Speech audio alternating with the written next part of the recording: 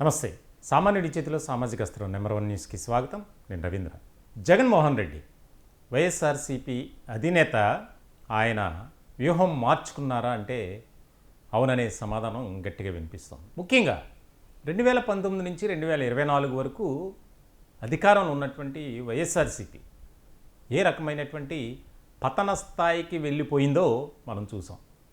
అంటే ప్రజలు ఇచ్చినటువంటి తీర్పు వైనాట్ 175 అనే నినాదంతోనే ఎన్నికల బరిలో నిలిచారు. కానీ ప్రజలు మాత్రం మీకు 11 సీట్లు సరిపోతాయి అని తీర్పిచ్చారు. ఇలాంటి సందర్భంలో వైఎస్ఆర్సీపీ పరిస్థితి రాష్ట్రంలో, రాష్ట్ర రాజకీయాల్లో ఏ రకంగా మారింది అనేది ఒకసారి మనం గుర్తు చేసుకోవాలి. చాలా దయనీయమైనటువంటి పరిస్థితి, చాలా క్లిష్టమైనటువంటి పరిస్థితి. ఎక్కడా కూడా పార్టీ ఒక రకమైనటువంటి విధి విధానాలు కానీ, పార్టీ వెళ్ళే మార్గం కానీ ఇక్కడ కనిపించట్లా. దానికి ముఖ్యమైనటువంటి కారణం ఏంటంటే ఫలితాలు, అలాగే ఉన్నటువంటి క్యాడర్ సరైనటువంటి విధంగా సపోర్ట్ చేయకపోవటం. అలాగే 2019 నుంచి 2024 వరకు 5 ఏళ్ల పాటు అధికారంలో ఉన్నటువంటి వైఎస్ఆర్సీపీ అనుసరించినటువంటి వ్యతిరేక విధానాలు, చేసినటువంటి అవినీతి, పాల్పడినటువంటి అక్రమాలు అన్నీ కూడా ఒక్కొక్కటిగా బయటికి రావడంతో ఇంకా వస్తూనే ఉన్నాయి.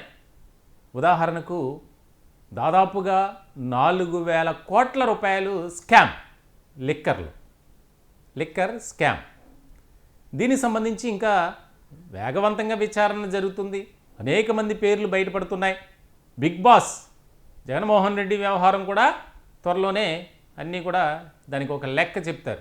సో ఇలాంటి సందర్భంలో పరకామణి వ్యవహారం, తిరుమల తిరుపతి దేవస్థానం పుణ్యక్షేత్రం, ప్రపంచవ్యాప్తంగా తిరుమలేశునికి ఎంత ప్రాధాన్యత ఉందో అది ప్రత్యేకమైనటువంటి విధంగా చెప్పనవసరం లేదు. మరి అటువంటి పుణ్యక్షేత్రంలో కూడా వైఎస్ఆర్సీపీ నాయకులు ఏ రకమైనటువంటి అక్రమాలకు పాల్పడ్డారో ఇప్పుడు తాజాగా బయటకు వస్తున్నటువంటి విషయాలు. ఇటువంటి సందర్భంలో ఇవే కాదు, చాలా అక్రమాలు, అనేక స్కీముల్లో స్కాములకు పాల్పడినటువంటి అంశం బయటపడుతూనే ఉన్నాయి. ఇలాంటి క్రమంలో రానున్న రోజుల్లో పార్టీ పరిస్థితి ఏంటి, పార్టీని ఏ విధంగా ముందుకు నడిపించాలి, చాలా కష్టంతో కూడుకున్నటువంటి పని, కత్తి మీద సాము ఆ పని చేయాలంటే. ఎందుకనంటే ఒక పక్కన క్యాడర్ సహకరించకపోవటం, మరోపక్క ఫ్యామిలీ మెంబర్స్తో వివాదాలు, విభేదాలు అనేక రకాలుగా వస్తూనే ఉన్నాయి. ఇలాంటి తరుణంలో అసలు వాస్తవంగా చెప్పాలంటే వైఎస్ఆర్సీపీలో ఉన్నటువంటి నాయకులు ఏ కేసులో ఎప్పుడు ఎవరు అరెస్ట్ అవుతారో తెలియనటువంటి పరిస్థితి. ఇటువంటి క్రమంలో మరి స్థానిక సంస్థల ఎన్నికలు సమరం అనేది మొదలైపోయింది. దాదాపుగా జనవరిలో ఎన్నికలు జరగబోతున్నాయి. దీనికి సంబంధించి దిశానిర్దేశం చేశారు ఎన్నికల సంఘం అధికారులు. అంటే కూటమి ప్రభుత్వానికి మీరు మొత్తం సన్నద్ధమై ఉండాలి అనే ఒక ఆదేశం అయితే ఇచ్చారు.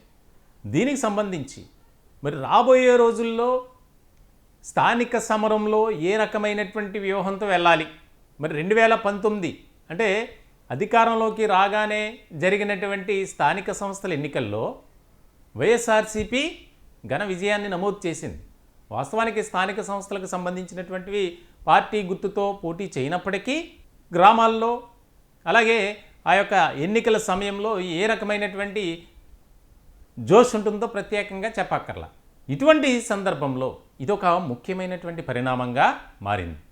ఏ విధమైనటువంటి వ్యూహంతో మనం వెళ్దాం, దీనికి సంబంధించి జగన్మోహన్ రెడ్డి ఒక ప్రత్యేకమైనటువంటి ప్రణాళికను సిద్ధం చేశారట. అదేంటంటే గ్రౌండ్ లెవెల్లో ఎవరైతే కార్యకర్తలు ఉంటారో వారు చెప్పిన విధంగానే ఫాలో అవ్వాలి. అంటే ఒక ఉదాహరణకు ఒక గ్రామంలో ఒక చిన్న కార్యకర్త, ఆ కార్యకర్త చెప్పిన మాట కూడా జగన్మోహన్ రెడ్డి వింటారు. ఇది సాధ్యమా అంటే కేవలం క్యాడర్ని అలా ఉంచడం కోసమే ఇదంతా అనేది కూడా రాజకీయ వర్గాల్లో చర్చ జరుగుతుంది. ఎంతవరకు సాధ్యపడుతుంది, అసలు వైఎస్ఆర్సీపీలో అది అమలవుతుందా? ఎందుకనంటే ఆ పార్టీలో ఉన్నటువంటి కోటరీ వ్యవస్థ మనకు తెలిసిందే. వైవి సుబ్బారెడ్డి కానీ, సజ్జల రామకృష్ణారెడ్డి కానీ, అయోధ్య రామరెడ్డి కానీ, ఆర్కే రోజా కానీ, అంబటి రాంబాబు కానీ, పేర్ని నాని కానీ, కొడాలి నాని కానీ, జోగి రమేష్ కానీ, వీళ్ళంతా ఒక టీం అన్నమాట. వాళ్ళు ఒక కోటరీ. వారు చెప్పిందే వేదం, నా మాటే శాసనం అన్నట్లుగా వారు బిహేవ్ చేస్తూ ఉంటారు. మరి వారిని దాటుకొని ఒక చిన్నపాటి కార్యకర్త చెప్పేటువంటి విషయాన్ని జగన్మోహన్ రెడ్డి ప్రాతిపదికన తీసుకుంటారా అనేది కూడా ఇక్కడ ముఖ్యమైనటువంటి అంశం. కానీ అంటే ఒక రకమైనటువంటి క్యాడర్ జారిపోకుండా, క్యాడర్ లూజ్ అవ్వకుండా పార్టీని బలోపేతం చేయాలి. ఇటువంటి వాటి వల్ల సాధ్యపడుతుందా అంటే రాజకీయ వర్గాల్లో వినిపిస్తున్న మాట ఏంటంటే అది అస్సలు వర్కౌట్ అవ్వదు. ఎందుకనంటే పార్టీ నిర్మాణం అలా ఉంది, పార్టీలో ఉన్నటువంటి క్యాడర్ ఆ విధంగా వ్యవహరిస్తుంది. మరి ఇటువంటి సందర్భాల్లో, పరిస్థితుల్లో జగన్మోహన్ రెడ్డి ఆలోచన చేసినట్లు, ఎందుకనంటే ఆయన రానున్న కాలంలో కొన్ని కేసులు ఆయన ఇబ్బంది పెడుతున్నాయి, ఖచ్చితంగా ఆయనకు ప్రతికూలమైనటువంటి పరిస్థితులు ఏర్పడతాయి. లిక్కర్ స్కామ్ కేసు కానీ, అలాగే టీటీడీ ఇష్యూస్ కానీ, ఇక రకరకాలుగా. మరి ఇటువంటి సందర్భంలో ఈ ఆలోచన ఏదైతే ఉందో అది ఎంతవరకు సాధ్యపడుతుంది, వర్కౌట్ అవుతుంది అనేది ఇక్కడ ముఖ్యమైనటువంటి అంశం. అంటే స్థానిక సంస్థల ఎన్నికలకు సంబంధించి ఒక వ్యూహంతో వెళ్తున్నామని చెప్పి, ఎందుకంటే మరి గ్రామాల్లోనే ఇక్కడ ముఖ్యం. రాష్ట్ర స్థాయి నాయకులు చెప్తే నడిచే వ్యవహారం కాదది. ఒక నియోజకవర్గంలో, ఒక గ్రామంలో, ఆ గ్రామంలో ఎవరైతే యాక్టివ్గా ఉంటారో పార్టీలో వారు చెప్పిందే నడుస్తుంది అక్కడ. అంతే తప్ప ఎవరో వెళ్ళి అంబటి రాంబాబు వెళ్ళి గ్రామంలో వెళ్ళి మా వాళ్ళకి ఓటు వేయండి అంటే ఎవరు వినే పరిస్థితి లేదు. ఏ పార్టీలో అయినా అంతే. సో ఇలాంటి సందర్భంలో ఆయన ఎంచుకున్నటువంటి మార్గం, ఆయన ప్రతిదీ అంటే మీకే ప్రాధాన్యత, మీరు ఏది చెప్తే అది వింటా, మీరు చెప్పిన వారికే అవకాశం ఇస్తాం, రానున్న ఎన్నికల్లో మీరు ఇచ్చేటువంటి ఫీడ్బ్యాక్ని బట్టే ఎమ్మెల్యేను సెలెక్ట్ చేస్తాం అభ్యర్థిని. చూడండి, అంటే వారు వినే పరిస్థితి ఉందా? తాజాగా ఒక దాదాపుగా 20 రోజుల నుంచి ఇదే రకమైనటువంటి అంశం. ఎందుకంటే స్థానిక సంస్థల ఎన్నికలు ఎలాగో వస్తున్నాయి, ఇప్పటి నుంచే వారిని మెంటల్గా ప్రిపేర్ చేయాలి అనేది ఇక్కడ ముఖ్యమైనటువంటి అంశంగా జగన్మోహన్ రెడ్డి ఆలోచన చేస్తున్నారట. మరి చూడాలి ఏం జరుగుతుంది. రాష్ట్ర రాజకీయాల్లో వైఎస్ఆర్సీపీ డమ్మీ పార్టీగా అయిపోయింది. ఎక్కడా కూడా అసలు ప్రతిపక్ష హోదా లేదు, అసెంబ్లీకి వెళ్ళాల్సినటువంటి పరిస్థితులు అసెంబ్లీకి వెళ్ళట్లేదు. ప్రజలు ఎంతో నమ్మకంతో మీకు ఓట్లు వేసి గెలిపించినటువంటి పరిస్థితుల్లో కనీసం ప్రజా సమస్యలపై ప్రశ్నించాల్సినటువంటి వేదిక అసెంబ్లీ. మరి అటువంటి అసెంబ్లీకే వెళ్ళనటువంటి ఈ నాయకుల్ని ప్రజలు మళ్ళీ ఆదరిస్తారా? వారు చెప్పేది వింటారా? స్థానిక సంస్థల ఎన్నికల్లో వైఎస్ఆర్సీపీ బలపరిచిన అభ్యర్థుల్ని మరి గెలిపిస్తారా అనేది ఇక్కడ ముఖ్యమైనటువంటి పాయింట్. ఎందుకంటే ఎన్ని సమస్యలు ఉన్నా, ఎన్ని ప్రతికూలమైన పరిస్థితులు ఉన్నా, ఇబ్బందులు ఉన్నా అసెంబ్లీకి వెళ్ళకపోవడం ఏంటి? అసెంబ్లీకి వెళ్ళాలి కదా.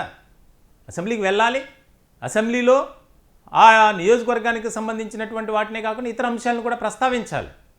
మంత్రివర్గంలో ఉన్న వారిని క్వశ్చన్ చేయాలి సభా వేదిక మీద. మరి అదేదైనా జరుగుతుందా? లేదు. మాకేం పట్టింది అన్నట్లుగానే వ్యవహరిస్తున్నారు జగన్మోహన్ రెడ్డి అండ్ టీం. అదొక 11 మంది క్రికెట్ టీం లాగా. సో మొత్తానికైతే ఒక ఆసక్తికరమైనటువంటి చర్చ జరుగుతుంది. ఏ ముఖం పెట్టుకుని ఓట్లు అడుగుతారు, ఏ ముఖం పెట్టుకొని మా గ్రామాలకు వస్తారు వైఎస్ఆర్సీపీ నాయకులు అనేది ఇప్పుడు రాష్ట్ర వ్యాప్తంగా ఇదే వినిపిస్తుంది. మరి చూడాలి, ఆయన వ్యూహం మార్చుకున్నా, ఆయన ఆలోచన విధానం మార్చుకున్నా, ఏ రకమైనటువంటి పరిస్థితుల్ని ఆయన స్టడీ చేసి ఎంతమంది టీంని పెట్టినా మీరే మాకు ముఖ్యం, మీ ద్వారానే అభ్యర్థుల ఎంపిక జరుగుతుంది, మీరే పార్టీకి బలమైనటువంటి అస్త్రాలు అని చెప్తున్న జగన్మోహన్ రెడ్డి మాటలను వింటారా, పెడచివని పెడతారా అనేది ఇక్కడ ముఖ్యమైనటువంటి పాయింట్. రాజకీయ వర్గాల్లో మాత్రం ఇవన్నీ వర్కౌట్ అవ్వదు. ఎందుకనంటే పార్టీ అంతా బలహీనపడిపోయింది, పార్టీలో ఉన్నటువంటి క్యాడర్ కూడా నిరుత్సాహంగా ఉంది అనేది. మొత్తాన్ని చూడాలి ఎటువంటి పరిణామాలు చోటు చేసుకుంటాయనేది. ఈ టాపిక్పై మీ విలువైనటువంటి అభిప్రాయాలు కామెంట్ రూపంలో తెలియజేయండి. దయచేసి మా ఛానల్ని సబ్స్క్రైబ్ చేసుకోండి. Thank you.